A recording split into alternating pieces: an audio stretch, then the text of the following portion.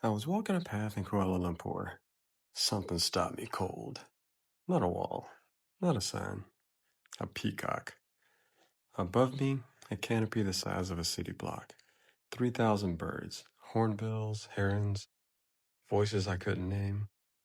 And in the middle of the path, a peacock, tail trailing like the universe had been working on it forever. I waited. It didn't move.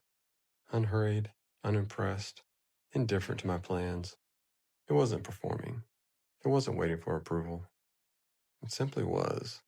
That's the wisdom of places like this. They don't change your circumstances. They change your relationship to them. The peacock didn't teach me anything. It was just perfectly here. So if something extraordinary blocks your way, maybe don't rush past it. Stay. Enjoy the view.